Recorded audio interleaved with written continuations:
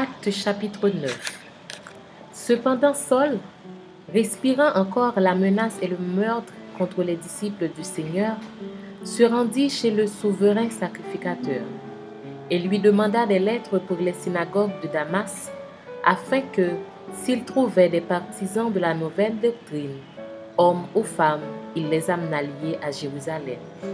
Comme il était en chemin et qu'il approchait de Damas, tout à coup, une lumière venant du ciel resplendit autour de lui. Il tomba par terre et il entendit une voix qui lui disait « Saul, Saul, pourquoi me persécutes-tu » Il répondit « Qui es-tu, Seigneur » Et le Seigneur dit « Je suis Jésus que tu persécutes. Il te serait dur de regimber contre les aiguillons. » Tremblant et saisi d'effroi, il dit « Seigneur, que veux-tu que je fasse » Et le Seigneur lui dit « Lève-toi, entre dans la ville et on te dira ce que tu dois faire. » Les hommes qui l'accompagnaient demeurèrent stupéfaits. Ils entendaient bien la voix, mais ils ne voyaient personne. Saul se releva de terre, et quoique ses yeux fussent ouverts, il ne voyait rien.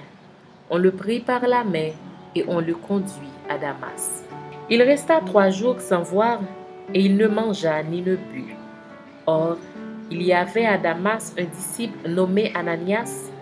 Le Seigneur lui dit dans une vision, « Ananias » Il répondit, « Me voici, Seigneur. » Et le Seigneur lui dit, « Lève-toi, va dans la rue qu'on appelle la droite, et cherche dans la maison de Judas un nommé Saul de Tarse. Car il prie, et il a vu en vision un homme du nom d'Ananias qui entrait et qui lui imposait les mains afin qu'il recouvrât la vue. Ananias répondit, « Seigneur, j'ai appris de plusieurs personnes tous les maux que cet homme a fait à tes saints dans Jérusalem. Et il a ici des pouvoirs de la part des principaux sacrificateurs pour lier tous ceux qui invoquent ton nom. » Mais le Seigneur lui dit, « Va, car cet homme est un instrument que j'ai choisi pour porter mon nom devant les nations, devant les rois et devant les fils d'Israël.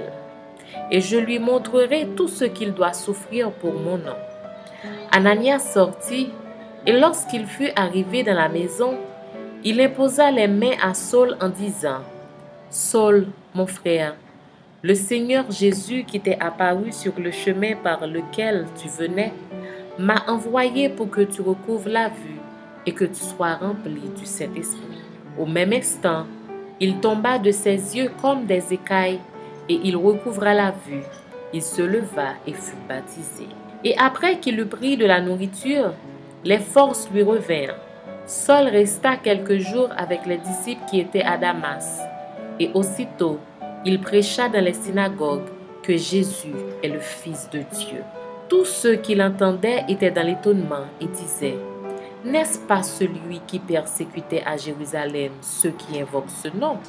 Et n'est-il pas venu ici pour les emmener liés devant les principaux sacrificateurs? » Cependant, Saul se fortifiait de plus en plus, et il confondait les Juifs qui habitaient Damas, démontrant que Jésus est le Christ.